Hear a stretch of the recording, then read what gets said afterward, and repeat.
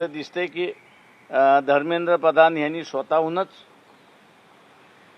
राजीनामा देऊन आगीमध्ये तेल ओतण्याचं कामकाज त्या ठिकाणी केलंय असं मी त्या ठिकाणी मानतो. त्यांची इंटरनल भांडणं जी आहेत ते इंटरनल भांडणं या राजीनाम्यातून दिसत आहेत असं माझं स्वतःचं म्हणणं आहे. पण विद्यार्थी विजयी झाले साहेब असं म्हणायचं का? विद्यार्थी विजयी झाले ना, जे झुकणार नाही असं जे म्हणत होते त्यांना पार नाक रगडायला लागलं विद्यार्थ्यांनी.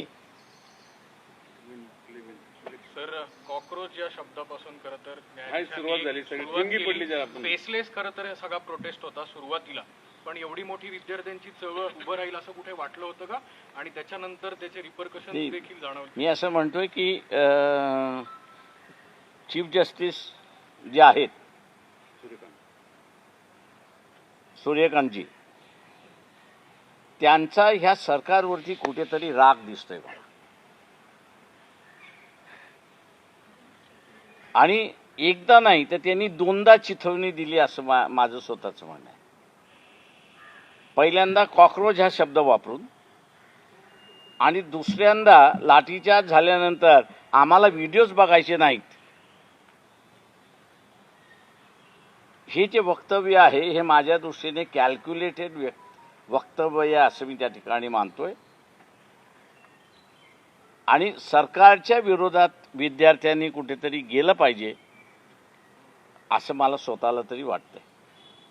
आणि म्हणून चीफ जस्टिसचे आम्ही जाहीर आभार मानतो की जो झुकणार नाही असं म्हणत होता त्याला विद्यार्थ्यांनी फार नाक रगडवायला लावलं अशी असणारी परिस्थिती आहे.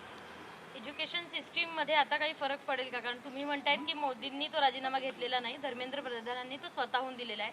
इथून पुढे तरी विद्यार्थ्यांना त्या आंदोलनाला यश होईल, पण एज्युकेशन सिस्टीमचं काय? मी अजून म्हणालो की ते जे आंदोलनकर्ते जे आहेत, म्हणजे मला जे तिकडनं जी काही माहिती येते त्याच्यावरनं की कॉम्पन्सेशनचा मुद्दा आणि परीक्षेमधल्या सुधारणा याच्याबद्दल सरकार काहीच बोलायला तयार नाही. का धर्मेंद्र प्रधानाचं पत्र सुद्धा त्याच्याबद्दल काहीच बोलत नाही. त्याच्यामुळे आपण माघार का घ्यावी असा असणारा प्रश्न, त्यांच्यामधली असणारी चर्चा ही बाहेर पडत चालली. तुम्ही अभिजित दिपकेंना म्हणाल का की आता माघार घेऊ नका म्हणून? कारण एज्युकेशन हा त्यांनी घ्यायचा निर्णय आहे. ते जे निर्णय घेतील त्यांच्याबरोबर आम्ही आहोत. ते आम्ही असं सांगू की आम्ही मुंबईचा बंद सुद्धा केला, तो त्यांच्या पाठिंब्यासाठी केला.